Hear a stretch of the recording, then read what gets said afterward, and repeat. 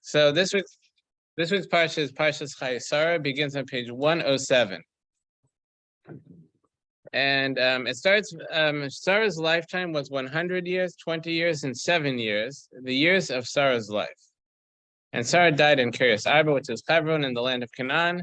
And Avram came to eulogize Sarah and to bewail her. Avram rose up from the presence of his dead and spoke to the children of Chay, saying, I am an alien, a resident among you. Grant me an estate for a burial site with you, that I may bury my dead from before me. So then he begins negotiating for a plot to bury his wife, Sarah. But to begin with, the commentaries comment that the end of last week's Parsha, Parshas Chayei, which unfortunately I wasn't able to give last week. It was for a Simcha, so that was a good thing. That it was, so we had Shava Brachas for Chayei Rachel. But last week's Parsha ended that with the birth, it gives the lineage about and the story of the birth of Rivka, of Rebecca. This week, immediately after the Torah talks about Rivka dying, Rivka being born, Sarah dies. And I say to say, this is because before someone's taken, they're not replacement. Replacement is the wrong word because you can never replace a person. Every person's unique, and when they're gone, they're gone. And nobody could ever replace them because there's nobody who's the same as them. But there'll only be one you. Right, there'll only be one you, exactly. But the person who will fill who could follow them is around. That they say that before Hashem puts us into exile or punishes us, or the refuah, the cure, is Hashem creates the cure. That Hashem creates the cure before the disease. And so when someone's taken, before they're taken, Hashem's already prepared their successor. And in this case, Rivka, who was Sarah's successor as the matriarch of the Jewish people, so she was born before Sarah had died. So, and when it talks about Sarah's lifetime, it says she was 100 years, 20 years, and 7 years. So the Ramban says that's the way of, that's just the way that the Hebrew language works, that we'd break it into the hundreds, the tens, and the ones. The Rashi brings a medrash that these are different periods of her life, that she was righteous throughout them. But one thing the Klayakar comments that I hadn't seen before is that when it says 100, it's really singular. It says 100 year, 20 year, and 7 years. That the last section is plural, where the other ones in the Hebrew is really singular. It's Shana, Mea Shana, that's 100 year, literally. Esrim Shana means 20 year, and Sheva Shanim means 7 years. So it first says the plural at the end. And the Klayakar explains that this is because when a person, at the beginning of a person's life, especially a very righteous person, so each year is a year. But as they grow, as they get older and as they grow spiritually, to the point that at the end of their life, their years are more productive than at the beginning of their life. And this is kind of a theme in the Parsha, is people getting old and dying. That's Sarah gets old and dies in this Parsha. Abraham gets old and dies, it mentions in this Parsha. And Yishmael gets old and dies in this Parsha. So that's kind of a theme that happens in this Parsha. And we see by all of them, you see this, is that Yishmael also, our sages say he did tshuva, he repented, which hopefully we'll get to at the end of the Parsha, that Yishmael repented, became righteous, and for that reason, it uses the same expression as by Sarah when it talks about his death. And he also so at the beginning of his life, he was wicked, but since at the end of his life, he was righteous, so there also it uses that plural for the last years of his life. Yes, Alan? Not have a session on last where it was a wild donkey. Yes, and we see that's something we see in the Torah and we see in these parshas, is that it's possible, personal growth is always possible, and Yishmael had personal growth, and he started off as a wild donkey of a man, but at the end of his life he became a man. He came to more than mellowed. He became righteous. He came to his senses and recognized that the physical is something that passes, and we have to nurture our spirit. And Yes. Okay, so it continues that, as we said in verse 3, that Avram rose up from the presence of his dead and spoke to the children of Ches. These are the Hittites, saying, I'm an alien and a resident among you. Grant me an estate for burial site with you, that I may bury my dead from before me.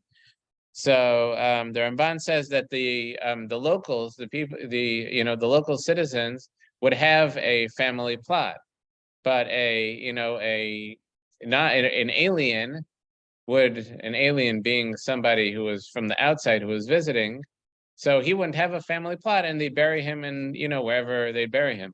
But Avram was saying that I'm an alien, so I don't have my own plot, but I'm a resident, meaning that I've immigrated here. This is my place now. I don't live somewhere else and I'm just visiting. This is where I'm settling and where I plan to live for the rest of my family's history and destiny. So he's saying, well, I need a burial plot for going forward. So the children of Ches answered Avram, saying to him in verse 5, Hear us, my Lord, you are a prince of God in our midst, and the choicest of our burial places bury your dead. Any of us will not withhold his burial place from you, from burying your dead. And the Ramban comments that this is showing us that when Hashem told Avram to leave his land, go to a new place, Hashem told him that he's going to have a good name, meaning that he'd have a great reputation in that new place that he would go. This is in verse 50, page 55, beginning of Parshas Lech Lecha. It says, I'll make of you a great nation, I'll bless you and make your name great. Meaning that when someone leaves where they are and goes to a completely new place, one of the hardest things to do is that whatever, everybody knew you in the old place and you have your reputation. You go to, for some people, it might be a good thing that you go to a new place. People don't know you, they don't know your reputation, but like Avraham, so his good name, his reputation was something that was a big loss to lose. And Hashem told him, I'll make your name great in this new place. So here you see how great his name was, that the locals were calling him, Lord, you're a prince of God in our midst, that his name was fulfilled in his lifetime. So in verse 7, then Avram rose up and bowed down to the members of the council of the children of Ches. He spoke to them, saying, If it is truly your will to bury my dead from before me, heed me and intercede with me with Ephron, son of Zohar. Let me grant them a cave of Machpelah, which is his at the edge of the field. Let him grant it to me for its full price in your midst as an estate for a burial site. So he asked for this site in the field of Ephron, son of Zohar. In verse 10, now Ephron was sitting in the midst of the children of Ches, and Ephron the Hittite responded to Avram in the hearing of all the children of Ches, for all had come to the gate of the city, saying, this was done in public, where everybody was able to hear. And on page 109, verse 11, No, my Lord, heed me, I have given you the field, and as for the cave that is in it, I have given it to you, in the view of all the children of my people have I given it to you, bury your dead. So Ephron announced in public in front of everybody, no, you don't have to pay for it. I'm going to give it to you. I respect you. You're an important person. You could have it. So in verse 12, so Avram bowed down before the members of the council. He spoke to Ephron in the hearing of the members of the council, saying, Rather, if only you would heed me, I give the price of the field accepted from me that I may bury my dead here. Avram said, I'm not looking for a gift. I want to pay for it. I want to buy a plot to bury my dead.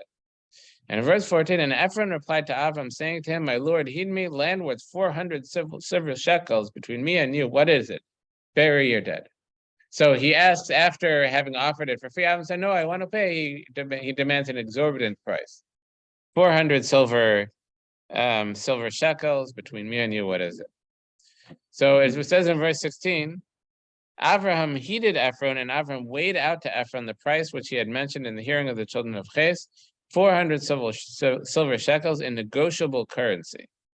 And with that, he bought the cave of Machpelah. So two things. First of all, the Rabbi Bachi comments that we find that most of the land of Canaan, land of Israel, was conquered by us through force, that we acquired it by the sword, that when the Jewish people came led by Yeshua, they crossed the Jordan River, and they conquered the land of Israel by force. There were a few places, though, that they didn't conquer, they bought. One of them, this is the first one, Marasa Machpelah, the cave of Machpelah. This actually might not be the first one. I think it might have been outside. I think this is the first one. Yeah, this is the first one. is the cave of Machpelah in Hebron, the burial place of Avram and Sarah, Yitzchak, Rivka, Yaakov, and Leah, and Adam and Chava, and Esav's head, were was one of them. One of them was the field outside Shechem, which was the place where we had the blessings and curses at Mount Gerizim and Mount Avel, and that was bought.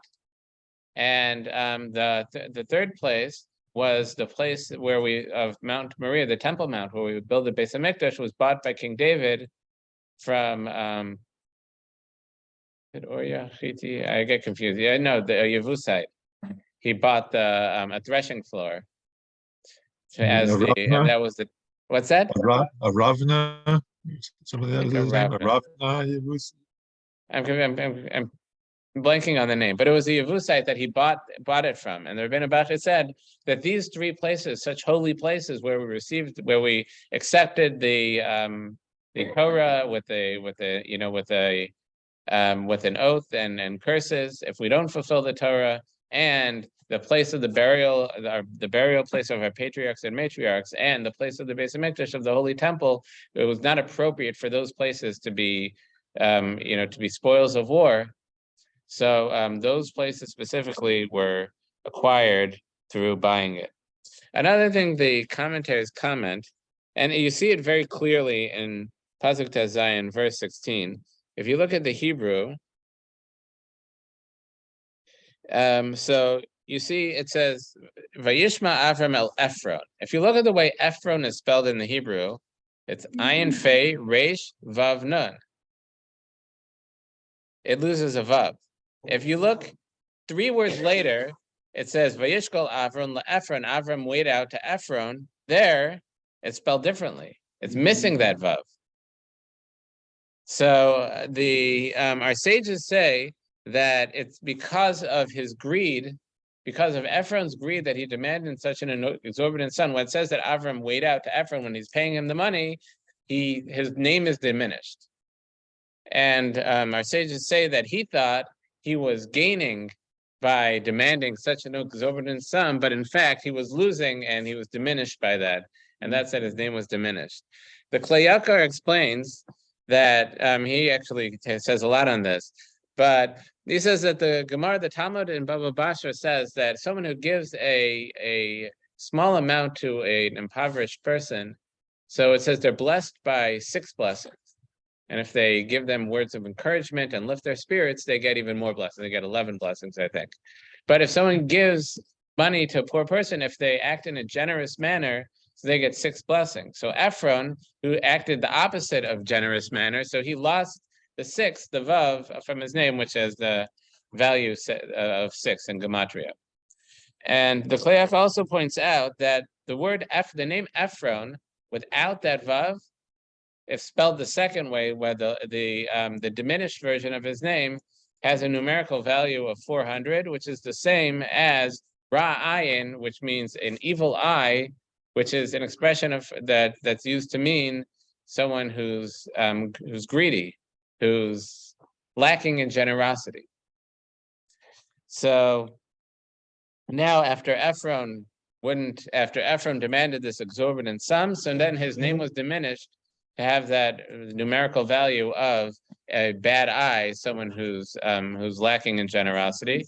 And he says that's the 400, that's the numerical value of 400, which is the amount of silver pieces that he demanded, or the 400 silver pieces. And he said, you find that number 400 whenever you were involved with a person who's a greedy person, someone who's lacking in generosity.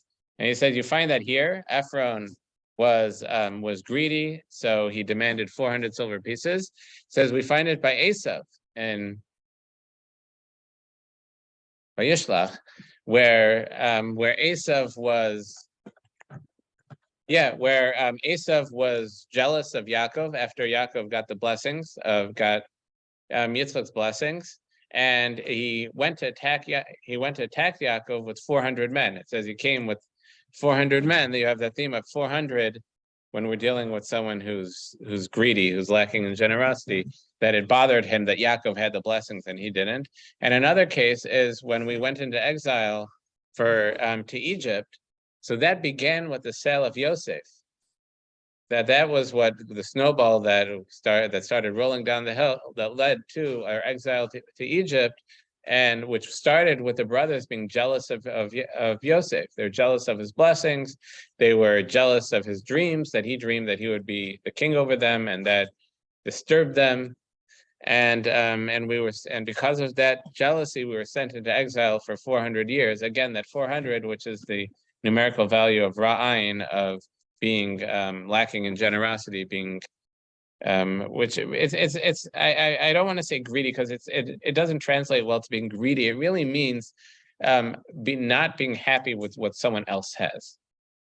I think the Hebrew would be to fargin someone else. What someone else. What someone else has, yes, meaning that being disturbed that someone else has something that you don't. Jealous. It's kind of like jealousy, right? But it's more hatred than jealousy. I think I think the word in Yiddish is to fargin. That means like to be to make allowances for what someone else has that you don't. And it's someone who can't do that, that they have that, I want it, I should have it, and that disturbs them. Okay. So continuing on, verse 17. So he gave this the money in negotiable currency, and Ephron's field, which was in Machpelah facing Mamre, the field and the cave within it, and the trees in the field within all its surrounding boundaries, was confirmed as Avraham's, as a purchase in the view of all of the children of Ches, among all who came to the gate of the city.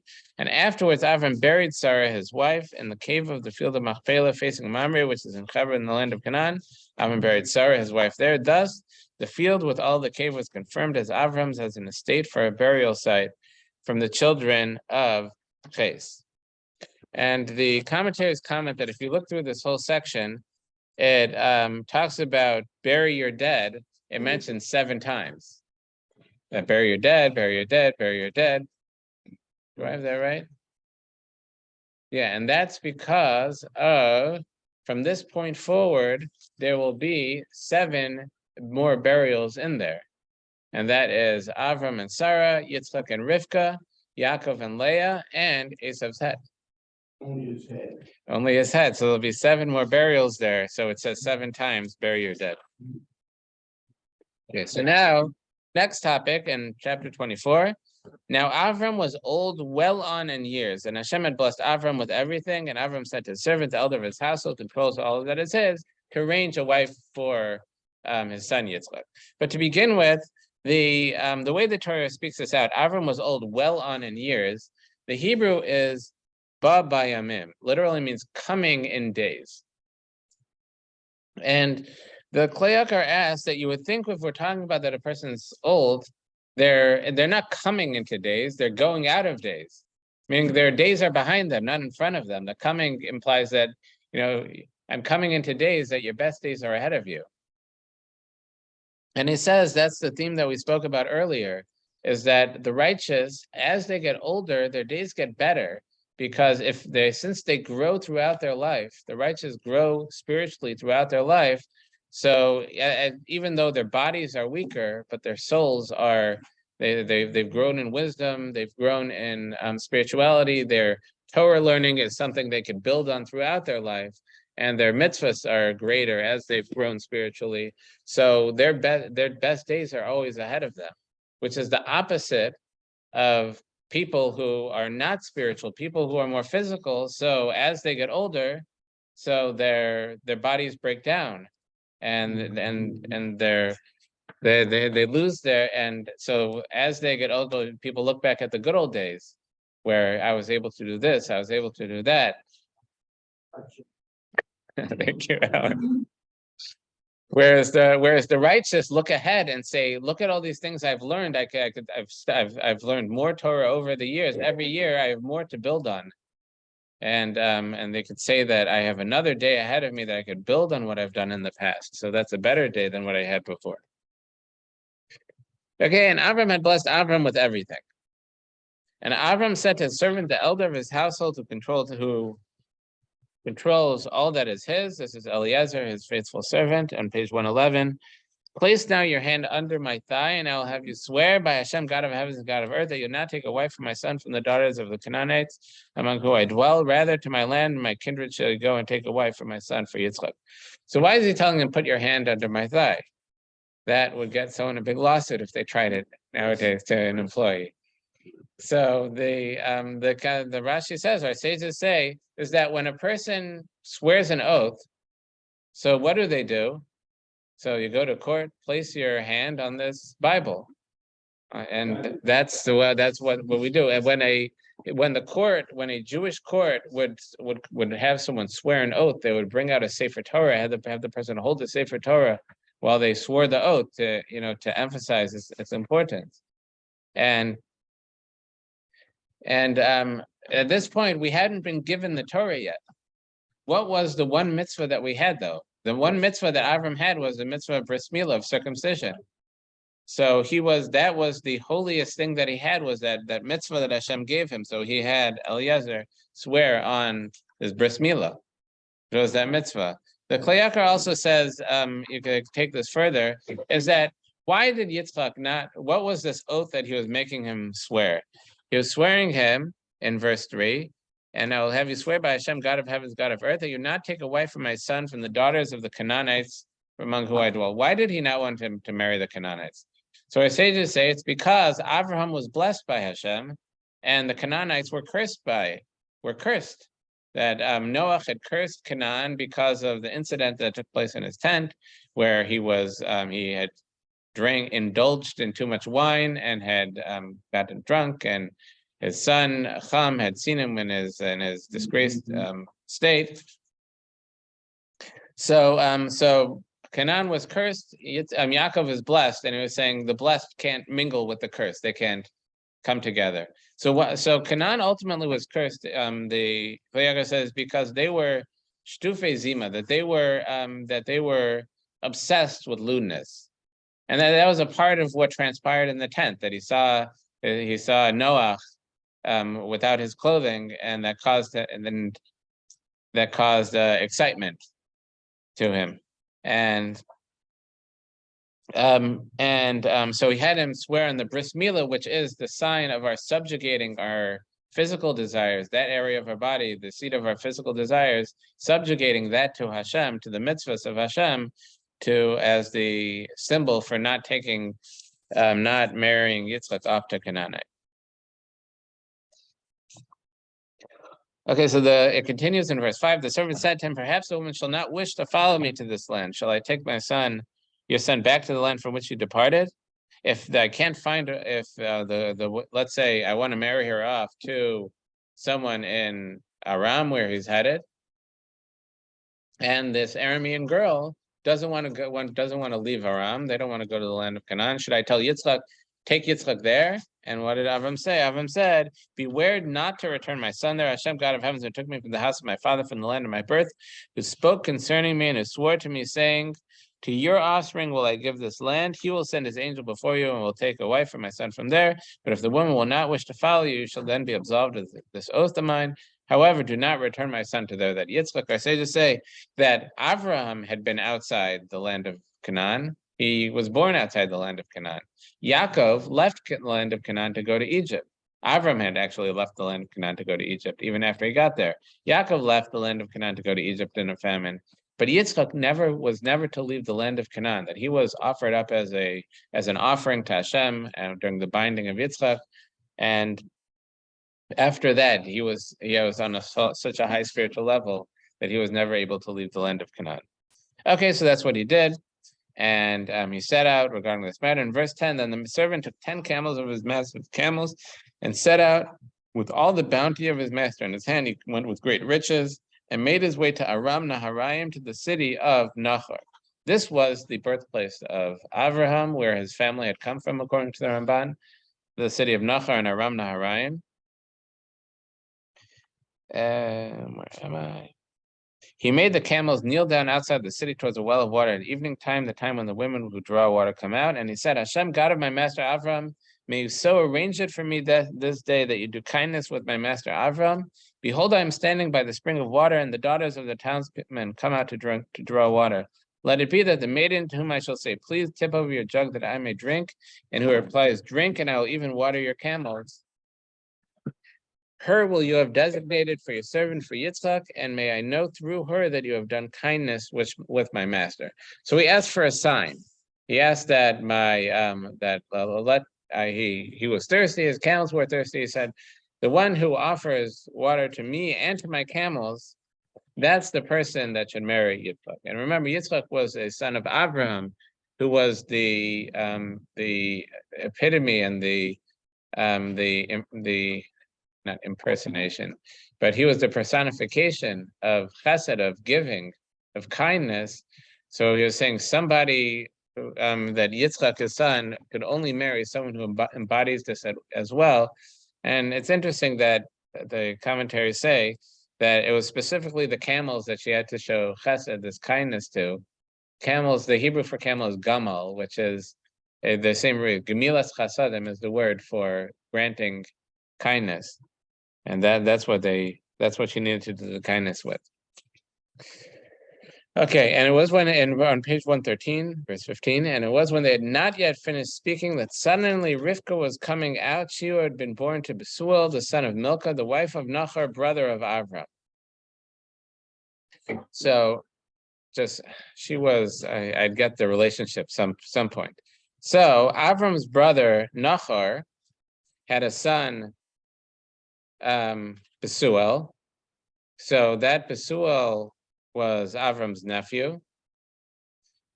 And Besuel had a daughter, Milcah. So Besuel was Yitzchak's cousin. This is his first cousin once removed, if I have it correctly. Rivka was Yitzchak's first cousin once removed. So they were related. They were family. They were from Avram's family. So she stood with a jug upon her shoulder. Now the maiden was very fair to look upon, a virgin whom no man had known. She descended to the spring, filled her jug, ascended. The servant ran towards her and said, let me sip, if you please, a little water from your jug. She asked for a little water. She said, drink, my lord. And quickly she lowered her jug to her hand, gave him to drink. And then she said, I will water your camels. The sign came true. And there's actually a big discussion amongst our sages as to like relying on omens like this. That Eliezer said, like, if this woman, whoever does this, that's the one that Yitzchak would marry. Are we allowed to do that?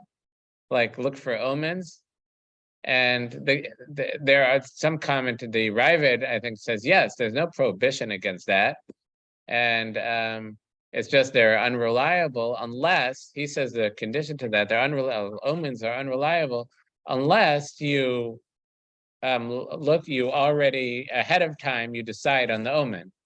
Meaning, if you see something happen afterwards and try to take meaning from that, it could be meaningless.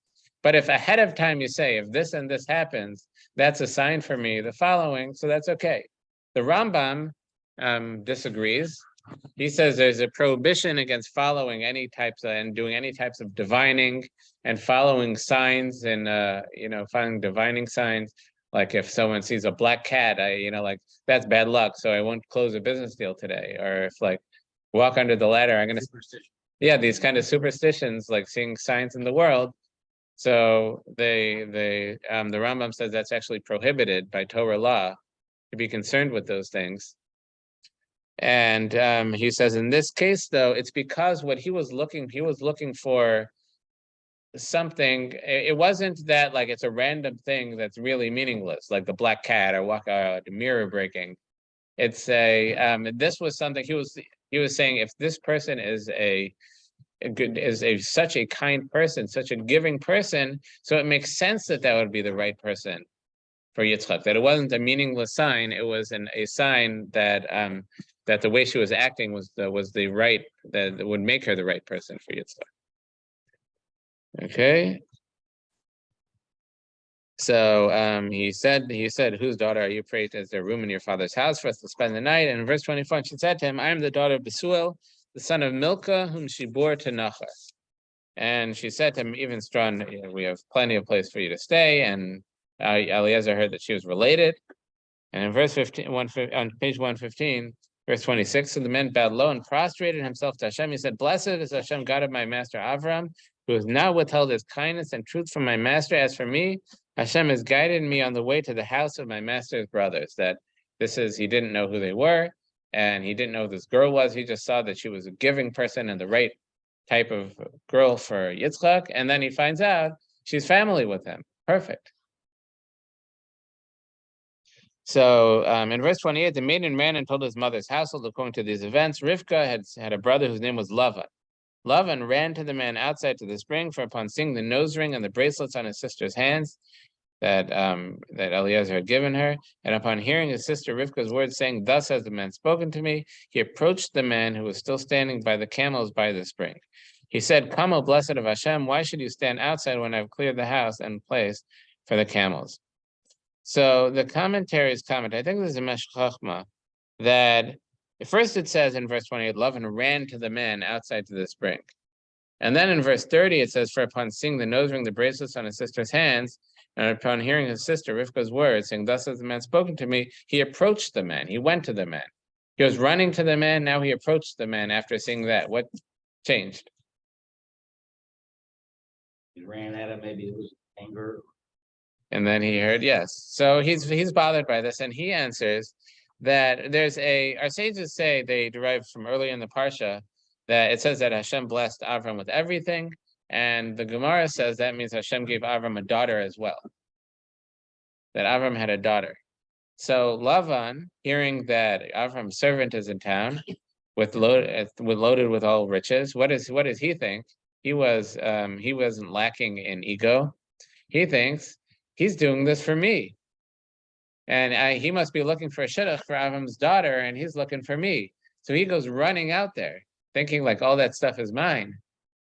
And then once he sees, as it says in verse 30, upon seeing the nose ring and bracelets on his sister's hands, seeing that she is the one who's getting the stuff, and upon hearing his sister Rivka's words saying, "This is what he said to me," that he told the story that he was looking for a shidduch for Avram's son, then he approached the man. He wasn't running anymore. But he still invited him into the house, and they set up food in verse 33, but he said, "I will not eat until I have spoken my piece." And he said, "Speak." So Eliezer tells this whole story over again, that we heard it from the perspective, from an outside perspective. Now Eliezer is telling the whole story, and the Torah goes through the whole story again. So why do we know the Torah doesn't even waste a word. And our sages derive meaning and halachas and laws from even like one extra letter in the Torah. Why is the Torah going through the whole story again? So our sages say this because that our sages say that even the talk of the servants of our patriarchs is so precious to Hashem, and especially you see Eliezer's nobility and how he acted, that the Torah even repeats the whole story of what happened. And Rav Shimon Schwab says especially this part where he said, where is it? In verse 42 on page 117, it says, "I came today to the spring and said, Hashem, God of my master, if you would graciously make successful the way which I go." He says, "I came today from the spring." And our sages say he was saying that he left today and came today. That miraculously, he had what our sages call kvitzas haderech, that it was like the road shortened, that he was here and then he was there, without like traveling in between. And but he didn't say that. He didn't say, "Oh my gosh, you know what happened? I teleported. I left today and I'm here. I saved weeks journey, just got here. And I must be a good guy. God's doing these miracles." He didn't say that. It's just like we derive from the way he said it. And there are lessons, even the Torah speaks out, because there are lessons even from the way our patriarch servant talks that teaches us how to act. Okay, so he says the whole story. And on page 119, or backing up, on page 117, verse 50. So he says, this is the story, and so what are we going to do? So in verse 50, then Lavan and Bethuel answered and said, "The matter stemmed from Hashem. We can say to you neither bad nor good." It's obvious that God's hand is leading events. We can't say yes or no.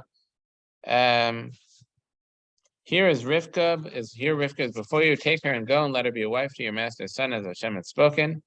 And verse 52 on page 119, and it was when Avram's servant heard their words, he prostrated himself to the ground to Hashem. The servant brought out objects of silver and golden garments and gave them to Rivka, and delicious fruits he gave to her brother and her mother. They ate and drank, he and the men who were with him, and they spent the night. They arose the next morning. He said, send me to my master. So the commentaries ask that up until here, like let's say in verse 50, it says, Lavan and Besuel answered. Besuel is the girl's father. He's the one who should be negotiating, and he was, even though it says Lavan first before Besuel. I say to say, you see the kind of ego Lavan had, is that he was talking before his father and about the marriage of his sister. But afterwards, Besuel disappears. And in verse 55, her brother and mother said, let the maiden remain with us. What happened to Besuel? So our sages say that there's a medrash that there was that Besuel had died that night, that he tried to poison Eliezer. I guess Eliezer had brought all these riches. He wanted it for himself. He tried to poison Eliezer, and an angel switched the food, so he ended up eating it and he died. So now it's just brother and mother talking. But in verse 55, her brother and mother said, let the maiden remain with us a year or 10 months. Then she will go. Let's give it some time. He said, don't delay. And in verse 57, they said, let us call the maiden and ask her decision. And since when do they give, okay, since then, when do they have a choice? But I think they wanted her to say no. But in 58, they called Rivka and said, will you go with this man? And she said, I will go. So, yeah, I'll go now. So they escorted Rivka, their sister, and her nurse, as well as Avram's servant and men. In verse 60, they blessed Rivka and said to her, our sister, may you come to be thousands and myriads, and may your offspring inherit the gates of its foes. So Rivka rose with her maidens, they went on camels, and they went. And in verse 62, now Yitzchak came from having gone to Ber Lachai Roi, where he dwelt in the south country. And the Ramban comments that, like, Yitzchak disappeared also in this parsha. That we have Avram talking to Eliezer. It never mentions Yitzchak being at his mother's funeral. It never mentions anything about Yitzchak in the whole parsha up until this point. So where was he? Why didn't he eulogize his mother? Wasn't he involved in talking about a bride? And the Ramban says that he was, that after his binding, that was such a transcendent event in his life, being an offering to Hashem, that he remained there. And he remained there in contemplation, study, prayer, and and he went to Ber Lachai Roi, which is the place that Hagar, the concubine of Avram, had a prophecy. She had spoken to an angel, another auspicious place, and was praying there. So he was returning from Ber Lachai Roi, where he dwelt in the south country. And in verse 121, Yitzchak went out to supplicate in the field towards evening. And this is a source, I say that Yitzchak was the one who enacted Mincha, davening Mincha, that it says that Avram prayed in the morning. Yitzchak, it said, went out to supplicate in the field towards evening. He prayed towards evening. That's Mincha. Yaakov prayed at night, as we'll see in Vayetze. And he raised his eyes and saw, and behold, camels were coming. And Rivka raised her eyes and saw Yitzchak. She inclined while upon the camel, and she said to the servant, who is that man walking in the field towards us? The servant said, he is my master. That is your husband. She then took the veil and covered herself in modesty. The servant told Yitzchak all the things he had done. And Yitzchak brought her into the tent of Sarah, his mother. He married Rivka, and she became his wife, and he loved her. And thus was Yitzchak consoled after his mother. Okay? So moving on, Avraham remarries. So now Yitzchak has found a wife. Freddie, you had something you wanted to say? Oh, sorry, I thought you were. Okay, so Avram proceeded and took a wife whose name was Keturah. There's a medrash that says that this was the same as this was remarrying Hagar. Others disagree. but he married Keturah. She bore him Zimran, Yakshan, Medan, Midian, Ishbak, and Shua. And then it gives the lineage of those descendants of Avram through Keturah. 100 and- Yeah. But he was, people lived longer, even after the flood, when people were living less, but it wasn't to the point like now. People were still living longer than we live now. So in verse 5, Avram gave all that he had to Yitzchak, meaning he gave his whole spiritual legacy to Yitzchak, but to the concubine children who were Avram's, Avram gave gifts and sent them away from Yitzchak his son while he was still alive, eastward, the land of the east. He didn't want any kind of battle for his succession. Yitzchak was to be the one to carry on his legacy as the people of Hashem, and he sent these other descendants away with gifts, but sent them away.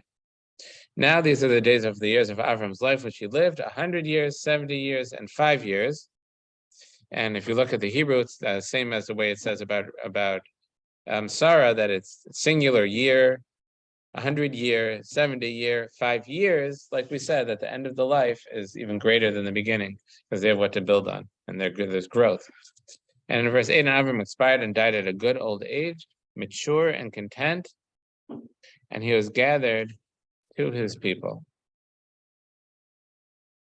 Did I write something on this? I thought I might have. No.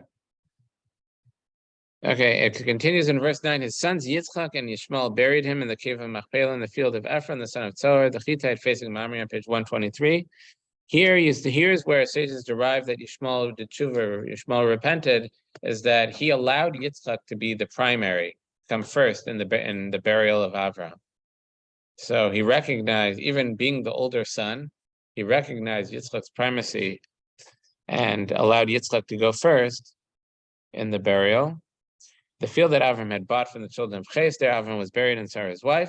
It was after the death of Avram that Hashem blessed Yitzchak, his son. Yitzchak settled near Be'er L'chai Roi, that holy place. And then it gives the descendants of Yishmael, Avram's son Hagar the Egyptian. So his maidservant bore to Avram, and gives the names of his descendants. And in verse 17, these were the years of Yishmael's life: 100 years, 30 years, and 7 years. Again, if you look at it, it's Shana, Shana, Shanim. The end of his years are plural, where the beginning are singular, because Yishmael repented.